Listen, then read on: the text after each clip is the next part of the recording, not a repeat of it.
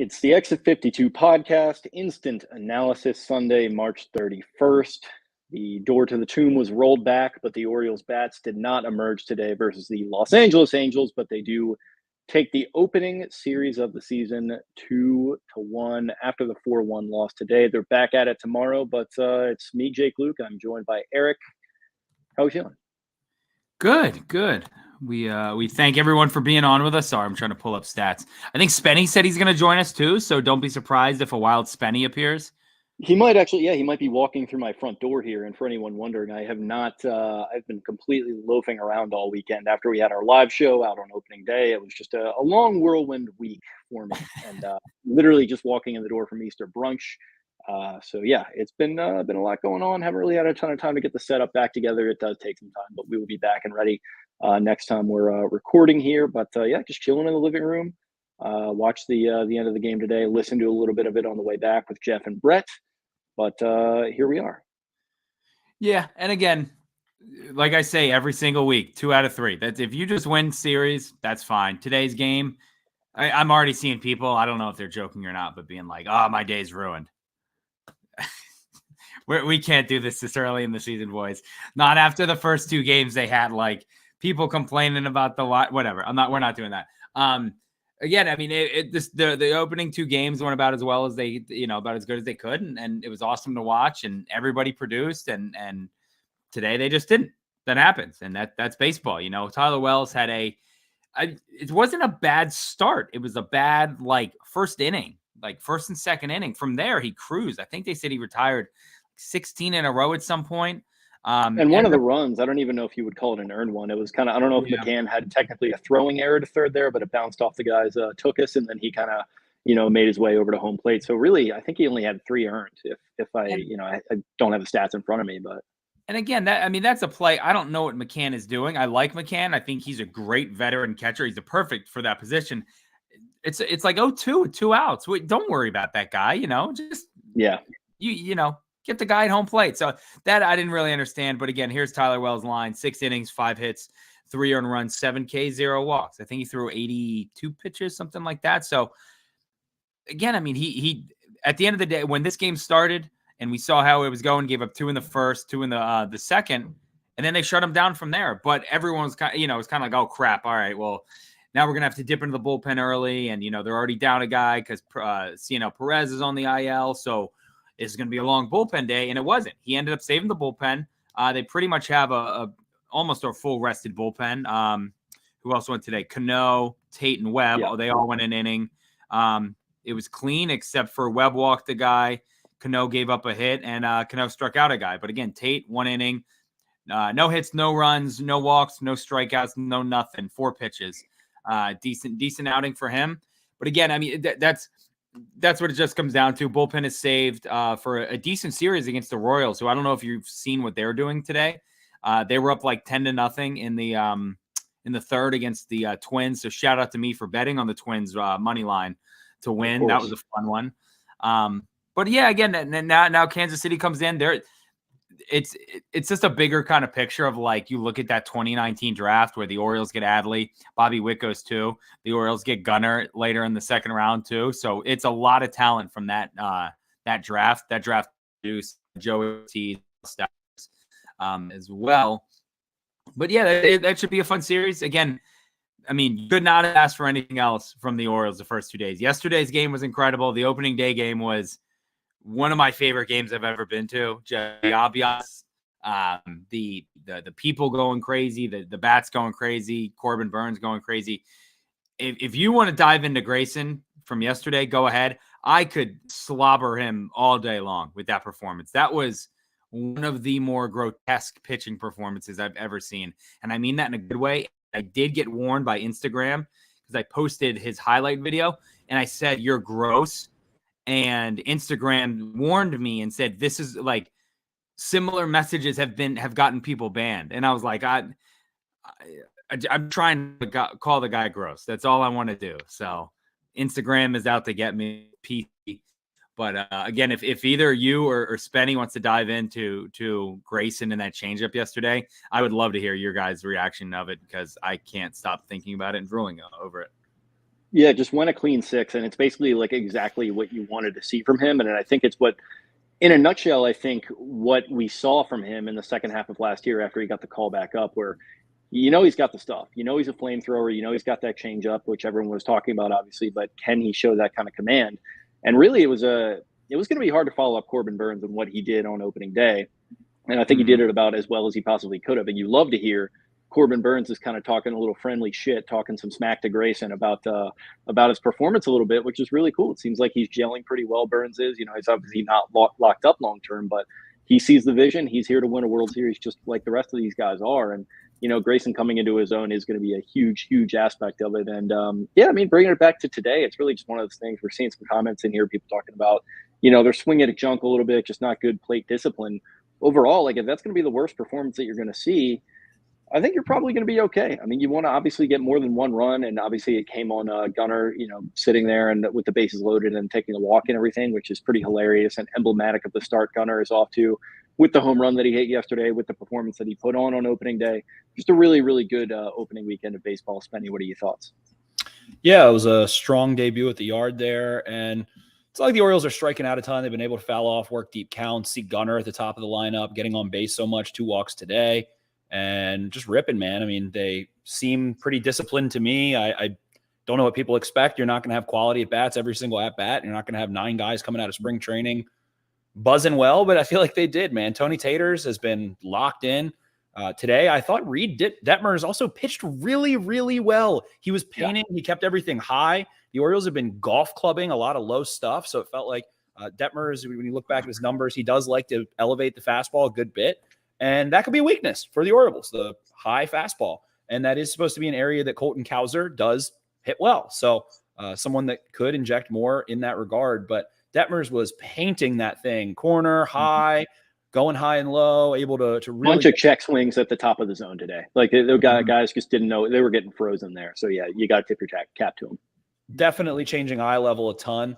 And just the one thought I had on Grayson on from the Saturday game was that the velocity, and you talked about the second half, like he looks so smooth in his delivery, and it feels like that is a natural 98, 99, 100, where it doesn't feel like he is one of these guys that's a starter that has crazy high velocity and it's going to like damage, end up hurting him. And it looks natural and smooth coming out. So that was really fun to see, especially live at the yard. Just looks like the delivery is a lot more easy going on him. So a ton of fun. Tyler Wells, I admittedly didn't realize that Adley was DHing today. And let's be honest, the Orioles are under 500 when someone other than Adley is behind the plate. He is that much of a difference maker for the pitching staff. Who knows? Maybe he's able to keep Wells into a better spot to start that game. But at the end of the day, scoring 1 run's not going to get it done. And yeah, Detmers painting the fastball, an impressive young pitcher, pitched well. And yeah, they weren't able to get it done there. RDT, thoughts on Ron Washington's meeting that he called to really settle the boys down? I mean, pretty good stuff there.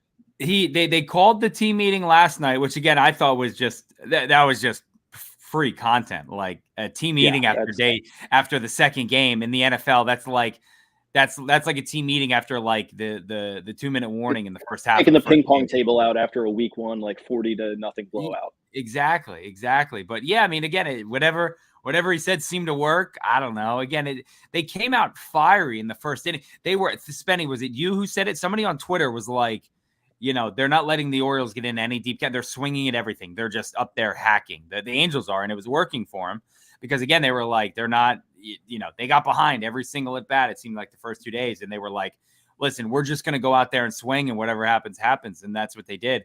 I mean, that first inning, it was Rendon, a ground ball, single to right, fly out to left, homer over the, it was that Taylor Ward. I'm done with Taylor Ward. Get that guy out of here.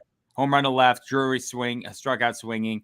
Then top of the second, infield single on to the catcher, single to left, line out to left, another single to left. And all these balls were, I mean, they were like, it was like the Orioles. It was like Gunnar yesterday, where everything was He put that one to Ward on a freaking clothesline. As soon as he made contact, I was like, yeah, that's out. And even the fly out to Joe Adell, I think they said was like 112 miles an hour. It was right at Austin Hayes.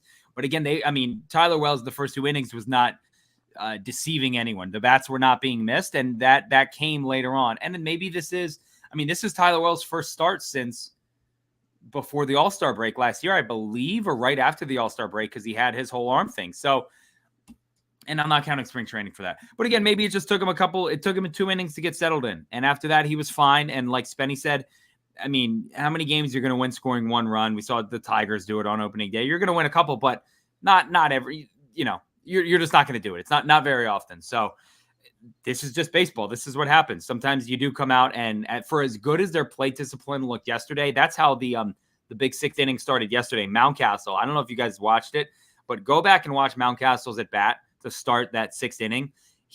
I think it was 2-2, and I forget who was, I guess it was still, was it Caney? I don't know, whoever was in, threw him 2 like disgusting breaking pitches in the dirt. Last year, he's probably swinging at both of those, if not one of them. He laid off both of them, got the walk. That's how the inning started. Boom. Next thing you know, you got 9 up. So again, and even Gunnar on the Gunnar had some fiery bat throws today too when he was getting walked. I don't know if you guys noticed that. That fires me up, but he wants to hit. But again, he'll have that in like he'll be playing like slow pitch softball with his boys, and he's probably like slamming the bat into the ground on those. He's just always going to be showing the fire. To be that locked in where you know that you're going to get walked on, and it's not. I mean, some of those were swingable. Like I think one of them was like an elevated fastball that was a little off the plate, but guys hack at that in a 3-2. And his homer yesterday. I mean, that you mentioned like playing golf. Like that was like at his feet. Like he was probably so it's one of those things. The best part about it, like, he's swinging at a beach ball right now. Like he is seeing the ball scary well. Yeah. And the best part was Jim Palmer's commentary, which everyone has talked about, where he's like 3-2 pitch. Gunnar really doesn't know what's going to come here. And then he hits it 419 feet. And everyone's like, all right, yeah, we get it. And then more impressive to me was that 112 mile an hour liner up through just the middle of the field that just rolled to the wall, and he ends up with a triple. I thought that is Gunnar Henderson. Like Kevin Brown's call last year, this is Gunnar Henderson. That is Gunnar Henderson when I think about it. He was busting his ass out of the box on a 112 mile an hour ball. Just absolutely smoked it. But zero doubt that he's going to leg that out too. Like 100%. He should it not looks like be he's trying to score every time he leaves the batter's box. Yes. Like it's crazy. Yes, 100%. But again, games like today happen. Like your whole goal is just to win these series. That's exactly what they did. You can't be mad. The Angels get paid to play too. That's just, again, like you said, now you turn the page. We're on to Kansas City, the hot young Bobby Witt, and they've got some guys down there too. So it'll be an interesting. I should have had the pitching. I think it's Kramer, Irving, and Wednesday. I think it's a day game too. They have a bunch of day games on Wednesdays. Obviously the getaway days, but way more than I can remember, like in the last couple of years. But it's I forget their guy. He's their young. He's really good. But him versus Corbin Burns on Wednesday will be fun. But 2 out of 3. Nobody and their mom can complain about what happened this week.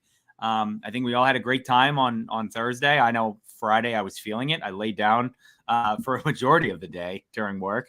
And then again, yesterday was awesome as well. So this kind of shit just happens. You lose one and you just pack it away and keep it moving. So I was really pulling up the baseball savant for a second. So the Orioles top 2 expected batting average at bats or hits. Adley Rutschman line out had an 840 expected batting average. Anthony Santander 780 on 110 mile an hour double play. Gunnar Henderson had a 620 that was a line out. So a couple hits there, especially that Tony Tater's double play. You got to give respect to the Angels infield for being able to turn 2 out of that bad boy, for being able to gobble that one up. And just wasn't their day today. So it happens. It's a Sunday game. Sunday games are weird. Sunday day game. It's Easter. Season just started. City's excited. So it just wasn't their day. And that's baseball. That's why they play so many games. But really excited to see the Royals come to town. Bobby Witt, I think, hit a 451-foot home run today. I think he's leading baseball in slugging. I think he has a triple, 3 doubles, and a 450-foot home run in his first series of the year. So exciting young superstars in Gunnar, Bobby Witt, Adley, and Royals team that I took their over on their win total this year. They had the 7th lowest win total, and I think they're going to be sniffing around that wild card this year. So excited to see them come to town, and should see Adley, I think, probably for all 3 of those games too. Maybe on the Wednesday game he might sit again like today, I guess, on that brief turnaround. But I like the Orioles' chances when Adley's behind the dish. I think they have like a 72 win percentage when he's actually catching. That seems like legitimately unbelievable that like a guy, that you just win 72% of a game when a guy's at a certain position. That's crazy. And I mean, Especially like we in a talk game about like it ad nauseum. We talk about it ad nauseum too, but I mean, the series win streak, as long as it lasted, that started literally right when he got called up. So like it's tangibly, he's got to be having that effect, which, he has risen. Adley Rutschman. I think we get into those fun debates of like, who's the, Gunnar. And I saw a tweet. Somebody said, it was one of the big Orioles accounts, was like, people need to accept that like Gunnar is the player that needs to get locked up first and like things like that. And I think those are fun debates. Like, which one of our young superstars is, more prevalent or whatever. I think undoubtedly Adley is the most valuable player on the Orioles. Well, yeah, like people frame that as if they like most people don't recognize that Gunnar is like the better player. Gunnar is the best player on the Orioles. Adley is the most valuable. That is my. And yeah, Adley's Adley's the heartbeat. Gunnar is he might be a body part that I'm not going to mention, and then Adley is the heart, right? He's pumping the blood. He's the circulatory system, and he's just making it all go. Shout out to you, Jake, for keeping it clean on Easter Sunday. Good for you. Thank you. Hey, listen. As a Catholic, this is one of my days. So. Did you go good? I'm going to go off script. Did you see, obviously they're streaming Barstool today, and Big T is not a fan of Zach Edey. And he was muttering under his breath, Zach Edey's going to make me curse on Easter. And that's just wow. For Big T, that's I know. That's tough. Yeah. Hey, just listen. Currently absolutely sweating. Vols plus 3.5. It looks like it's not going to hit here. So the freaking YouTube TV will not play that game, and I don't want to put it on right now and mess with my internet connection. So yeah. There we go. But yeah, it was really good vibes at Camden Yards. Packed yesterday. How was yesterday? Yeah. Was it like raining? It looked like it was kind of overcast there, and it looked like it was overcast. No, it was just humid. It felt warmer than it was. It was a little sticky. Had a nice, layer on your skin at the end of the game. You're all dirty from being around a bunch of people, but it was really good vibes. I was at Centerfield Bar per usual, and it was packed. Pickles was absolutely packed, arguably as packed as it was on Thursday, because if it's the weekend crew, some people who couldn't get out or wanted a cheaper ticket, things like that. So, man, it was a madhouse, and the energy there. I mean, Gunnar leads off with a home run. It was through the roof. Grayson's just knocking people out left and right with that changeup and that velo. So it was really good vibes and a ton of fun. I mean, Mountcastle just impaling the baseball and then rolling his eyes was elite TV and viewing experience. The gum movement too. I mean, he's just got that gum game dialed in. So disrespectful. 100%. So they were just whacking on the ball all day. Crowd was rowdy. It was Saturday. A lot of people, in a holiday spirit because of a holiday weekend, it felt like. So it was a ton of fun.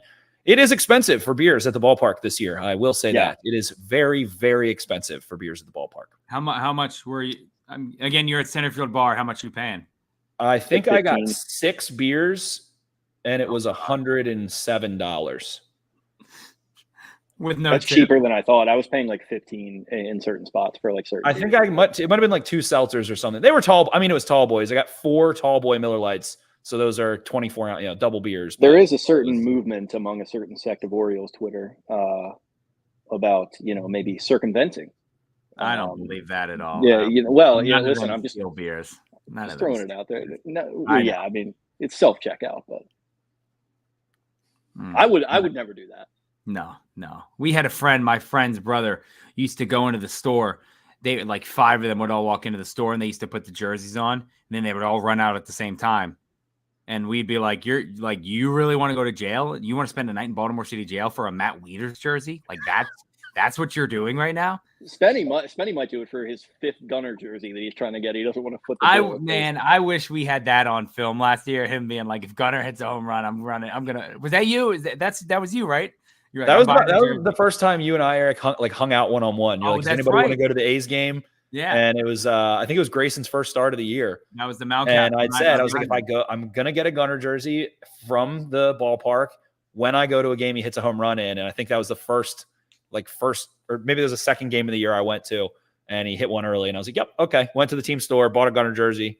Came back. It's when you learned also that the Eric jersey thing was actually a bit and not real. Yes, the whole time that I don't know where that started. I don't really get it. Yeah, I don't know who started that. That guy is exactly where it started. Him.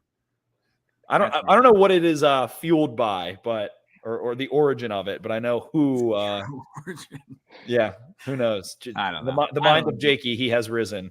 Perplexing place. I'm glad to hear that it was a good crowd yesterday. Obviously, it usually always is. today's always a weird kind of day with Easter, and some people come, some people go. This is an early Easter too. I don't know how you guys, being half tribesmen, I don't know how dialed in you are to Easter, but I feel like it's usually like a couple weeks into April, and now it's like March 31st. It's weird. Yeah, weird day. It feels very early for sure. Looking at the Royals right now, it is 11-0. Bobby Witt with 109.8 and 110.1 off the bat has hit 2 balls 400 feet today.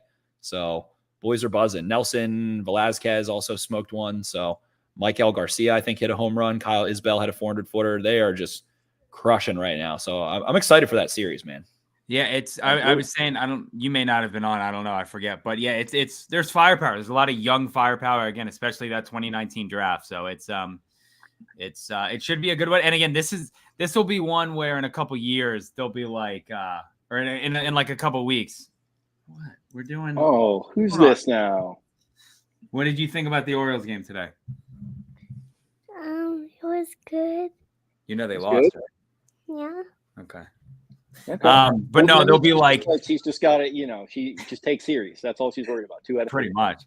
They'll be this where the Royals are. They were the Orioles, and this is what they're trying to be. They're trying to become the Orioles, and they have the young star power and blah blah blah. Look how they're built and all that. So I think that's what we'll hear. But yeah, I'm excited too. That should be a fun one. But again, that's that series that you have to win 2 out of 3. You have to.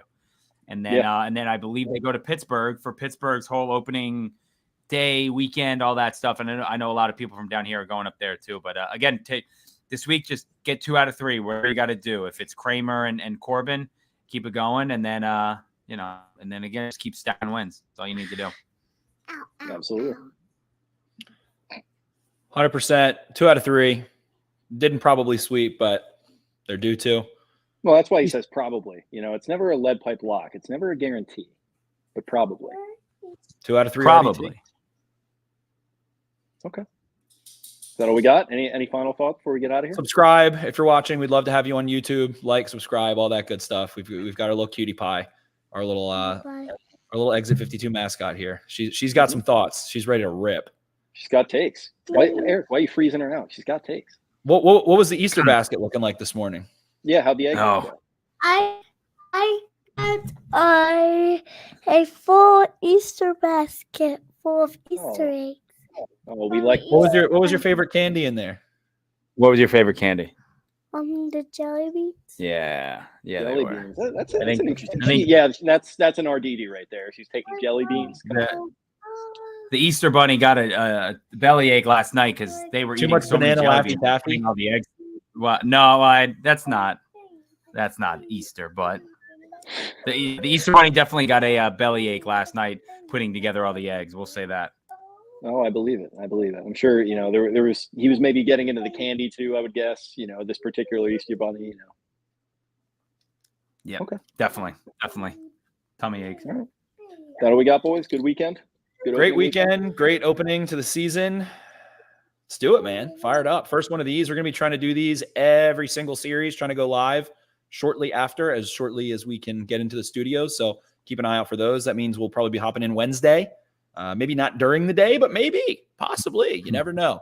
So sometime Wednesday night. We appreciate you guys joining us. We think that's a fun, accessible way to break down the series and get a preview of the next one and stay current without overdoing it. So really fired up. Absolutely, we are. Thank you guys for tuning into this one. Like you said, going to be trying to do it every single season. I love you guys. We love you too. All right, well, there you have it. That's I really can't say much else than that. But I will say thank you to everyone who tuned into the live stream from Jimmy's. That was a really fun kind of event for us. Dipping our toe into the water with the live stuff. We're going to be trying to do a lot more of that. Get it even more dialed in next time, and just continue to have fun with it. So thanks for tuning into that. Thanks for tuning into this. Follow us on social media. JoJo's ready to rip right now. She's ready to go. We got to get her a show on the network here. At Exit 52 Podcast across Twitter, Instagram, TikTok, all that good stuff. I am at Jake Louque. He is at EDITGI22. Svetty is at Ravens4Ws. That is the number 4. We thank you all for your patronage, and we will talk to you again very, very soon. See ya. Arrivederci.